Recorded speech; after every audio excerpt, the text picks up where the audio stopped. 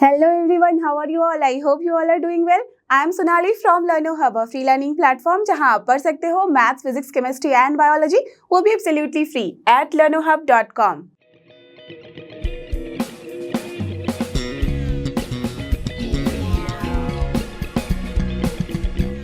तो चलो एवरीवन, हो जाओ तैयार। आज हम करने वाले हैं फॉर्मूला फटाफट। तो नाम से ही समझ में आ ही रहा होगा आप लोगों को कि फटाफट से हम सारे फॉर्मूले को देखने वाले हैं, राइट। तो आपने इसका एनसीईआरटी सोल्यूशन किया है, वन शॉट वीडियो देख लिया है, तो अब बस बचता है कि एक बार एट अ ग्लांस आप इसके सारे फॉर्मूले को देख लो और रिवाइज कर लो।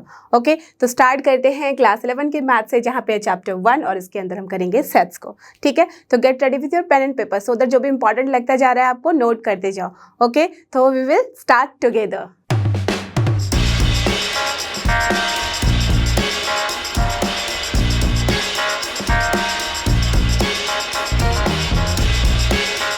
और ये देखो, ये रहा अपना पहला चैप्टर जो कि है सेट्स। तो इसके अंदर आप देख सकते हो कि सबसे पहले जो सेट है वो होता क्या है, a well defined collection of objects. That means यहाँ पे आंसर जो है वो मस्ट बी यूनिक। इसका मतलब अगर किसी क्वेश्चन में लिखा गया है कि you have to write this set, तो आपका आंसर और हमारा आंसर या सबका आंसर एग्जैक्टली सेम आना चाहिए। जैसे कि मैं बात करूँ इंग्लिश वॉवल्स की, ठीक है, अल्फ़ाबेट के वॉवल्स की, तो क्या मतलब हुआ, आप भी वही बोलोगे AEIOU, मैं भी वही बोलूँगी। बट अगर मैं बात करूँ कि रिवर्स ऑफ इंडिया के, तो मे बी आप कुछ और रिवर्स, दैट मीन्स सिर्फ 5 रिवर्स के बारे में अगर लिखना है तो आप लिखोगे कुछ अलग 5, मैं कुछ अलग लिख सकती हूँ, इजंट इट। दैट मीन्स जब भी अपना एग्जैक्ट सेम डेफिनेशन नहीं आता है, एग्जैक्ट सेम आंसर नहीं आता है, तो वो सेट नहीं होता है। अदरवाइज वो क्या है, एक well defined collection of object आ रहा है, दैट मीन्स वो सेट है। ठीक है, तो जनरली जो हम एग्जाम्पल्स में लिखते हैं, हमेशा ध्यान रखना जब भी आपकी बुक में लिखा जाएगा, n का मतलब है कि नेचुरल नंबर का सेट। ठीक है, सिमिलरली z है, q है, तो z के लिए हम ऑल इंटीजर्स को बोलते हैं, q रिप्रेजेंट करता है आपके रैशनल नंबर को, एंड देन r रिप्रेजेंट करता है रियल नंबर को। z प्लस का मतलब हो गया कि पॉजिटिव इंटीजर्स, q प्लस का मतलब हुआ आपका positive rational numbers, and r plus का मतलब पॉजिटिव रियल नंबर्स। क्लियर। अब किसी सेट के अंदर जो भी हम रिप्रेजेंट करते हैं 1 2 3 या ABCD, उसे हम क्या बोलते हैं, ऑब्जेक्ट्स बोलते हैं, या नहीं तो फिर एलिमेंट्स या तो मेंबर ऑफ सेट बोलते हैं। Clear, done. एंड देन हम बात करते हैं सेट्स की। तो सेट्स को जनरली रिप्रेजेंट कैसे किया जाता है, कैपिटल लेटर्स से। ठीक है, और उसके एलिमेंट्स को हम जनरली रिप्रेजेंट करते हैं स्मॉल लेटर से। तो अगर नंबर है तो वहाँ पे बात ही नहीं है स्मॉल और कैपिटल की, सिर्फ हम नंबर से रिप्रेजेंट करेंगे। ठीक है, डन। तो आगे देखते हैं, यहाँ मेथड ऑफ रिप्रेजेंटेशन। तो जनरली हम दो तरीके से रिप्रेजेंट करते हैं, एक होता है रोस्टर और tabular form.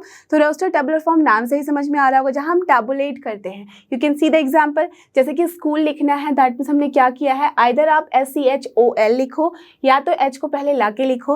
That means here order is not important कि कैसे आप लिख रहे हो।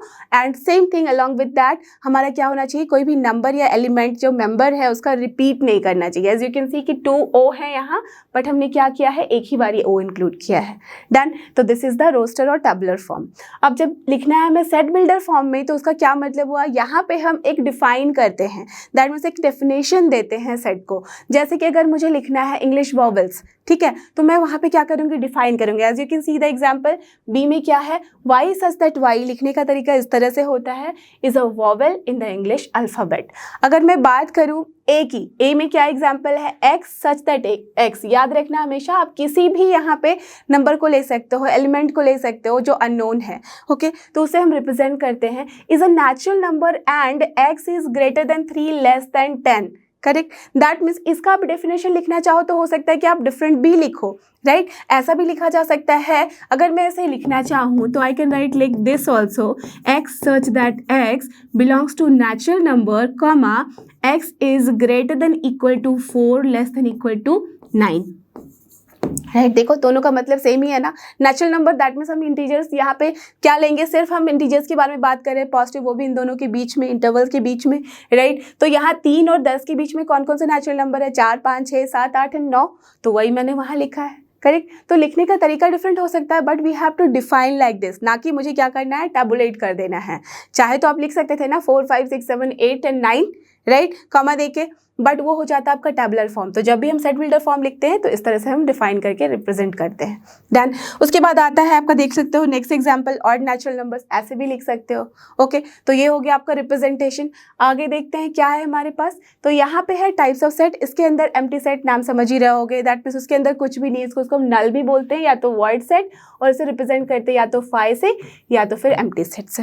डन। अब जब बात करते हैं फाइनाइट एंड इनफाइनाइट सेट की, तो नाम से ही समझ में आ रहा है, जिस सेट के अंदर अपना क्या है, फाइनाइट नंबर्स होंगे वो फाइनाइट सेट, इनफाइनाइट नंबर है तो इनफाइनाइट सेट। तो फाइनाइट सेट में हमेशा ये एम्प्टी सेट जो है ना वो भी फाइनाइट सेट ही कहलाता है, बिकॉज नंबर ऑफ एलिमेंट कितने हैं इसमें, 0, दैट मीन्स काउंटेबल है। क्लियर। डन। अब इक्वल सेट के बारे में जब मैं बात कर रही हूँ, that means two sets will be equal. ठीक है, कब, जबकि दोनों के एलिमेंट्स जो है एग्जैक्टली सेम है। ओके, अब नहीं है तो दैट मीन्स वो अनइक्वल सेट हो गया। अब बात करते हैं अगर सिंगलेटन सेट की, दैट मीन्स इसके अंदर सिर्फ और सिर्फ क्या होता है, सिर्फ और सिर्फ एक ही एलिमेंट होता है। डन। क्लियर। तो चलो आगे चले। अब यहाँ पे है अपने पास सबसेट। तो सबसेट में क्या है, आपको पता ही है सबसेट के बारे में, दैट मीन्स क्या होता है, किसी सेट के बारे में हम बोलते हैं तो रिप्रेजेंट करते हैं A is a subset of B, और यहाँ पे इसका मतलब है कि ए अगर बिलोंग करता है ए को, तो इसका मतलब हुआ जो ए एलिमेंट है वो बिलोंग करेगा बी को भी, तभी अपना जो है A will be subset of B. और ये बहुत ही इंपॉर्टेंट फॉर्मूला है, ध्यान रखना, ए सबसेट ऑफ बी, साथ ही साथ अगर बी सबसेट ऑफ ए है, इसका मतलब A and B will be equal. Clear. Done. And जब हम बात करते हैं every set A is a subset of itself, इसका क्या मतलब हुआ, A is a subset of A, तो हम आराम से बोल सकते हैं करेक्ट, ये तो हमेशा ही होगा। एंड जब फाई के बारे में बात कर रही हो कि एम्प्टी सेट है, वो क्या होता है, हमेशा ही सबसेट होता है किसी भी सेट का।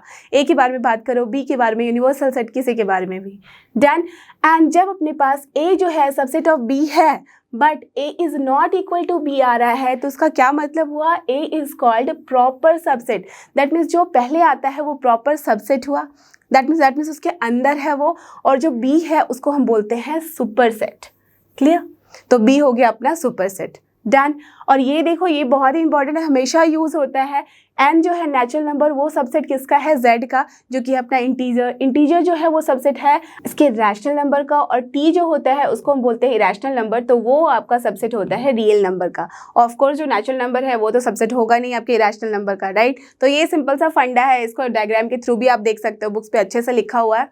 तो अब चलते हैं इसके आगे। अब यहाँ पे है इंटरवल्स, उस पर बहुत सारे क्वेश्चन आते हैं। तो क्लोज इंटरवल का क्या मतलब है, अगर मैं लिखूँ A be with a close bracket, इसका मतलब है कि एक्स जो है वो कहाँ से कहाँ स्टार्ट हो रहा है, greater than equals to A as well as less than equals to B, that means A and B को इंक्लूड करते हुए बीच का सारा कुछ। क्लियर।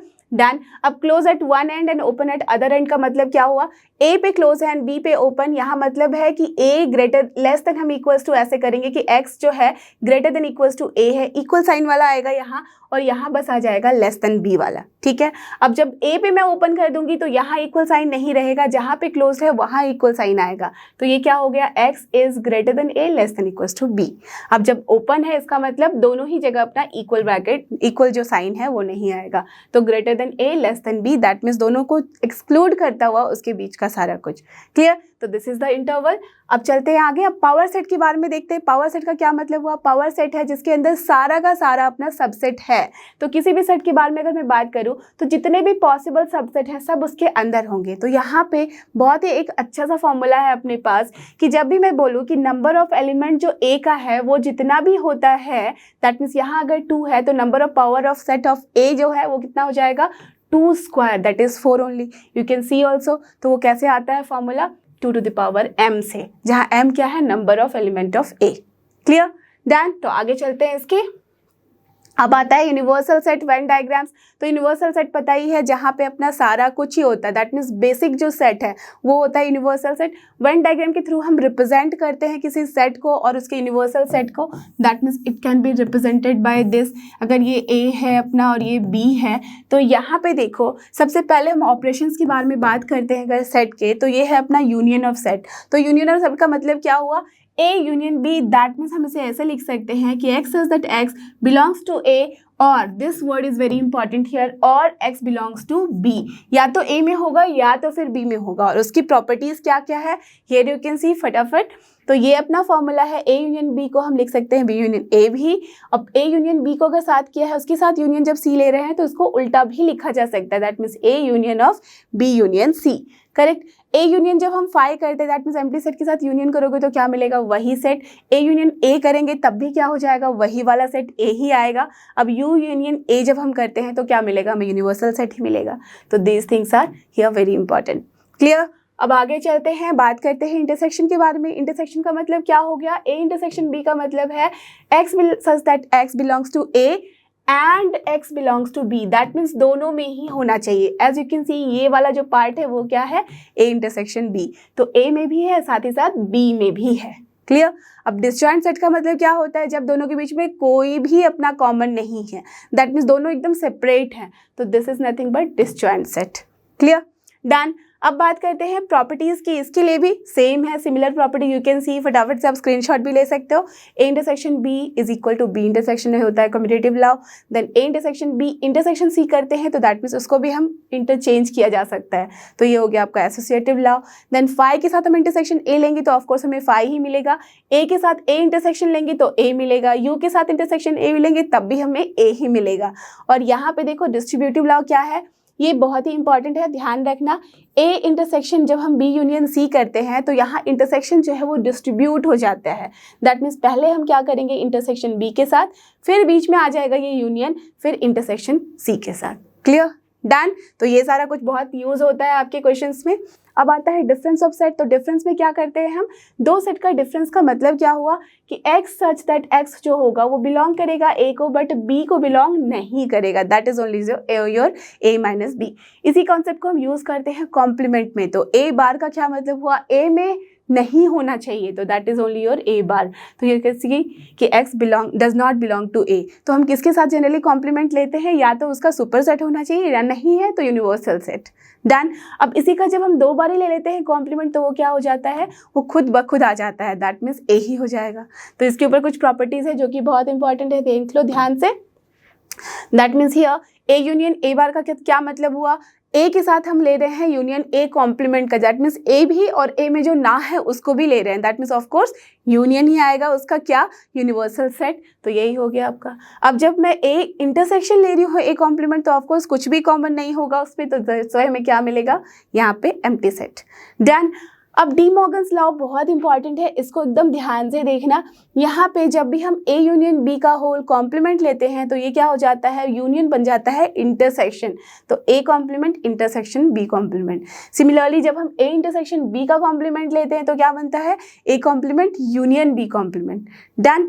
अब यहाँ है law of double complementation, that means जब हम यही करते हैं ए कॉम्प्लीमेंट का कॉम्प्लीमेंट लेते हैं तो जो अभी बताया था that is only A.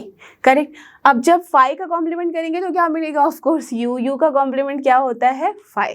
Done. चलो देखिए आगे। अब ये है अपने कुछ इंपॉर्टेंट फॉर्मूले, ये हमेशा यूज होता है। Number of A union B जो है वो क्या होता है, number of A plus number of B minus number of A intersection B. अब जब दो जो सेट्स हैं अपने वो डिसजॉइंट होंगे, दैट मीन्स उसका इंटरसेक्शन 0 होगा, तो ऑफकोर्स क्या हो जाएगा अपना नंबर ऑफ, अगर ये number of A intersection B 5 है तो of course number of A intersection B क्या होगा, 0। अब जब 0 होगा तो ऑफकोर्स फॉर्मूला क्या हो जाएगा, सिर्फ number of A plus number of B. Correct. अब जब 3 सेट होते हैं उसका हम यूनियन करते हैं तो वहाँ क्या होता है, इन तीनों का number of A plus number of B plus number of C minus हम तीनों का इंटरसेक्शन करते हैं, that means A intersection B, B intersection C and A intersection C, and then हम ऐड कर देते हैं उन तीनों का इंटरसेक्शन पार्ट। दैट मीन्स अगर इसे मैं दिखाना चाहूँ तो this is your A B and C अगर है, ठीक है, फाइन, और ये यूनिवर्सल सेट है अपना, तो A intersection B intersection C क्या हो गया, ये वाला पार्ट, राइट। तो कभी कभी क्वेश्चन ऐसे भी होते हैं कि वेन डायग्राम में आपको दिखाना है कि कौन सा पार्ट क्या है, राइट। तो दैट मीन्स यहाँ पे जो ऐड हुआ है this is the smallest part. Clear, understood. तो बस इसी तरह से इसके सारे क्वेश्चंस आप सॉल्व कर सकते हो यूजिंग ऑल दिस फॉर्मूला। तो यहाँ पे ये चैप्टर होता है अपना फिनिश। तो इसके साथ ही अपना ये पहला चैप्टर होता है यहाँ फिनिश। तो इसका फॉर्मूला हमने किया एकदम फटाफट से। तो मिलते हैं अब नेक्स्ट चैप्टर के साथ। आपको पता ही है this is learn how, free है पर बेस्ट है।